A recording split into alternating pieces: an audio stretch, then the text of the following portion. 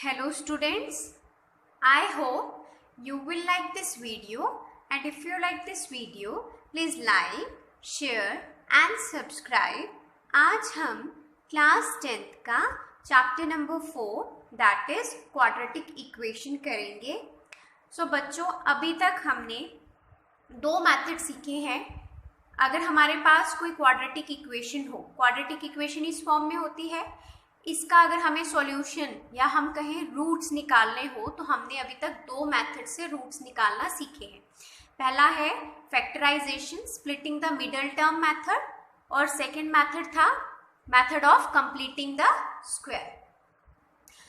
अब third method जो कि मोस्ट इंपॉर्टेंट मेथड है इस चैप्टर में, वो है quadratic formula. Quadratic formula use करके हम कैसे इसके रूट्स फाइंड आउट कर सकते हैं, इस लेक्चर में हम वो सीखेंगे। So let's start. Quadratic formula सबसे पहले है क्या? By quadratic formula the roots of the quadratic equation. हमारे पास कोई क्वाड्रेटिक इक्वेशन है, क्वाड्रेटिक फॉर्मूला कहता है कि आप इसके रूट्स फाइंड आउट कर सकते हो बाय दिस मेथड। मेथड क्या है? x equals to minus B plus minus under root B square minus 4ac upon twice A, where ये जो बी स्क्वायर माइनस 4ac है इसे हम डिस्क्रिमिनेंट कहते हैं। बी स्क्वायर माइनस 4ac क्या है? d, that is discriminant. अब बच्चों, इसमें बहुत ही इंपॉर्टेंट कुछ केसेस हैं जो हमें स्टडी करने हैं। जैसे हमने एग्जाम्पल नंबर 9 की थी, टेक्सचुअल एग्जाम्पल नंबर 9 की थी, वहाँ पे जैसे हमारे पास कोई रियल रूट नहीं आया था, तो हमें इक्वेशन को सॉल्व किए बिना विद इन 2 स्टेप्स हमें ये पता लग जाए कि उस इक्वेशन को जो रूट्स हैं, उस इक्वेशन के जो रूट्स हैं वो कैसे होंगे, वो अगर हमें पता लगाना हो तो हमारे पास उसके लिए 3 केसेस हैं। तो इसे हम नेचर ऑफ रूट्स कहते हैं। मतलब हमें अगर रूट्स का नेचर पता लगाना हो कि रूट्स कैसे होंगे, हमें इतना तो पता है कि ये जो क्वाड्रेटिक इक्वेशन है इसके एटमोस्ट 2 रूट्स हो सकते हैं। तो हमने पहले पढ़ा है रूट्स किस किस तरह से हो सकते हैं। हो सकता है 2 इक्वल रूट्स आ जाए, हो सकता है 2 अलग अलग रूट्स आ जाए, और हो सकता है रूट्स आए ही ना। तो हमें वही चेक करना है कि अगर हमें क्वाड्रेटिक फॉर्मूला से वो चेक करना हो तो हम कैसे करेंगे। नेचर ऑफ द रूट्स बच्चों हमेशा याद रखिए डिस्क्रिमिनेंट पे डिपेंड करता है। मतलब अगर आपको क्वाड्रेटिक इक्वेशन गिवन है और आपको nature of roots find out करना है तो आप सिर्फ डिस्क्रिमिनेंट फाइंड आउट करोगे, आपको रूट्स का पता लग जाएगा। देखिए कैसे। केस नंबर 1, अगर हमारे पास d की वैल्यू 0 आ जाए, मतलब आपके पास कोई क्वाड्रेटिक इक्वेशन थी ax square plus bx plus c equals to 0, वहां से आपने b square minus 4ac find out किया तो आपने देखा कि इसकी वैल्यू 0 आ गई। तो अगर इसकी वैल्यू 0 आ गई, इसका मतलब b स्क्वायर माइनस 4ac 0 है। देन जब हम इस फॉर्मूले में पुट करेंगे तो हमारे पास क्या आएगा? Minus b plus minus under root B square minus 4ac तो 0 है, तो ये 0 हो गया। अंडर रूट 0 का मतलब है 0 ही, तो ये इस तरह से बन जाएगा। 2 रूट्स आएंगे, माइनस बी प्लस 0/2a और एक बार माइनस बी माइनस 0/2a। ये प्लस माइनस का मतलब है कि ये 2 रूट्स हैं, माइनस बी प्लस 0/2a और एक बार माइनस बी माइनस 0/2a। तो यहाँ से 0 तो हट जाएगा, माइनस b/2a, और यहाँ से भी माइनस b/2a। तो हमारे पास यहाँ से हमें क्या समझ आया कि जब b 0 होता है तो हमारे पास 2 इक्वल रियल रूट्स आते हैं, या आप कोइंसिडेंट रूट्स भी उनको कह सकते हैं। Now case number 2, when d is greater than 0। अगर हमारे पास ये जो b स्क्वायर माइनस 4ac की वैल्यू पुट करने पर ग्रेटर देन 0 आए, मतलब कोई पॉजिटिव वैल्यू आए, 0 से बड़ी तो पॉजिटिव वैल्यू ही हो सकती है। अगर कोई पॉजिटिव वैल्यू आती है तो इसका मतलब x हमारे पास इसके इक्वल होता है, minus B plus minus under root B square minus 4ac upon 2a। उस केस में आपके पास रूट्स क्या बनेंगे? माइनस बी एक बार प्लस के साथ और एक बार minus B minus under root B square minus 4ac upon 2। इस केस में देखो ये रूट सेम नहीं है, डिस्टिंक्ट है, अलग है। डिस्टिंक्ट मतलब अलग है, और रियल रूट्स आ रहे हैं। सो हम लिखेंगे 2 distinct real roots are formed. तो यहाँ पर हमारे पास 2 डिस्टिंक्ट रियल रूट्स आएंगे अगर d की वैल्यू ग्रेटर देन 0 हो गई।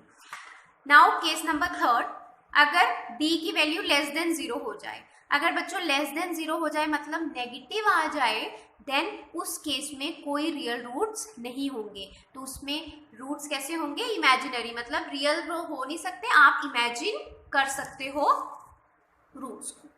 आई होप आप सबको समझ आया है ये। अब हम एग्जाम्पल्स करेंगे, एग्जाम्पल्स के साथ ये सारे केसेस क्लियर हो जाएंगे। सबसे पहले एग्जाम्पल नंबर 10 टेक्सचुअल एग्जाम्पल है। Solve question number 2 part first of exercise 4.1 by using the quadratic formula. हमें कहा है एक्सरसाइज 4.1 में जो क्वेश्चन नंबर 2 था उसका फर्स्ट पार्ट हमें सॉल्व करना है क्वाड्रेटिक फॉर्मूले से। तो आप चेक कर सकते हो क्वेश्चन नंबर 2 था क्या, मैंने यहाँ पर लिखा भी है। क्वेश्चन नंबर 2 था the area of a rectangular plot. एक रेक्टेंगुलर प्लॉट का जो एरिया है वो 528 मीटर स्क्वायर है। लेंथ ऑफ द प्लॉट कैसी है? 1 more than twice its breadth, मतलब ब्रेथ जो भी है उसके ट्वाइस प्लस 1 क्या है? Length. We need to find the length and breadth of the plot. हमें लेंथ और ब्रेथ फाइंड आउट करना है प्लॉट का। तो देखो लेंथ ब्रेथ पर डिपेंड है तो ब्रेथ हम पहले लेट कर लेंगे। Let the breadth of the plot be x metre, और उसने कहा लेंथ क्या है? ट्वाइस ब्रेथ, ब्रेथ को ट्वाइस करो, कर दिया मैंने, उसमें 1 मोर 1 ऐड कर दो, तो 2x प्लस 1 मीटर क्या है? लेंथ। अब क्वेश्चन में गिवन है एरिया क्या है? 528। अब बच्चों रेक्टेंगल का एरिया क्या होता है? Length into breadth. तो हम यहाँ से इस तरह से लिख सकते हैं length into breadth. Length into breadth क्या है? 528 हमें ऑलरेडी गिवन है। तो इसे सॉल्व करेंगे 2x स्क्वायर प्लस x और ये यहाँ आ गया माइनस 528 इक्वल्स टू 0। अब हमें इसे क्वाड्रेटिक फॉर्मूला से सॉल्व करना है तो पहले यहाँ पर a b c value find out कर लेंगे। बच्चों देखो हमारे पास जनरल इक्वेशन होती थी ax square plus bx plus c equals to 0। आपको यहाँ से कंपेयर करना है। ये पहला क्या है? a, ये यहाँ पर कुछ नहीं है मतलब b का कोफिशिएंट 1 और c क्या है यहाँ पर? माइनस 528। क्योंकि मैं इसको इस तरह से लिख सकती हूँ, ये प्लस में होना चाहिए तो यहाँ पे मैं ऐसे लिख सकती हूँ इसको। तो हमारे पास c क्या है? माइनस 528। अब हम क्वाड्रेटिक फॉर्मूला लगा के इसे सॉल्व करेंगे। सो यहाँ पर क्या था? a की वैल्यू 2, b की वैल्यू 1, c की वैल्यू माइनस 528।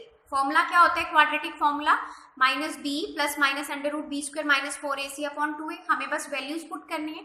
b की जगह मैंने माइनस 1 माइनस ये वाला और b की value 1 plus minus under root b का स्क्वायर मतलब 1 का स्क्वायर माइनस 4a की वैल्यू क्या है? 2, c क्या है? माइनस 528 पुट कर दिया अपॉन 2 इंटू a क्या है? 2। Now x equals to minus 1 plus minus, सबसे पहले अंदर सॉल्व करेंगे इसको, अंडर रूट 1 1 जा 1 माइनस माइनस प्लस 4 2 जा 8 और 8 को 528 के साथ मल्टीप्लाई किया तो हमारे पास आया 4224, राइट। अब 4224 प्लस 1 कितना होता है? 4225 होता है। तो नेक्स्ट स्टेप में minus 1 plus minus under root 4225 upon 4। अब हम 4225 का स्क्वायर रूट ढूंढेंगे तो आप सीधा एलसीएम मेथड से इसे सॉल्व कर सकते हैं। तो ये 5 की टेबल से चला जाता है। 5 8 जा 40, 2 बचेगा, 5 4 जा 20, 2 बचा, 5 5 जा 25।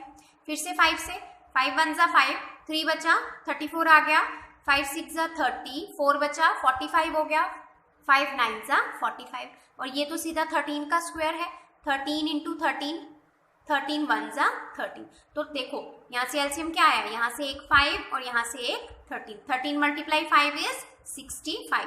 तो ये इसका क्या मतलब है कि 65 को 2 बार मल्टीप्लाई करने पर 4225 आता है। तो इसका स्क्वायर रूट क्या आ गया? 65। हमने लिख लिया माइनस 1 प्लस माइनस 65 अपॉन 4। देखो बच्चों 4225 65 कैसे बन गया ये स्क्वायर रूट? इसे हम इस तरह से लिख सकते हैं अंडर रूट 65 मल्टीप्लाई 65, क्योंकि ये 65 को 2 बार मल्टीप्लाई करने पर आता है।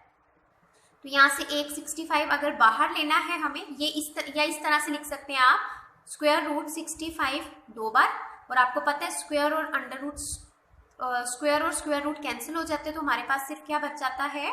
65। तो वही मैंने यहाँ लिख दिया। अब यहाँ पर x की वैल्यू क्या हो गई?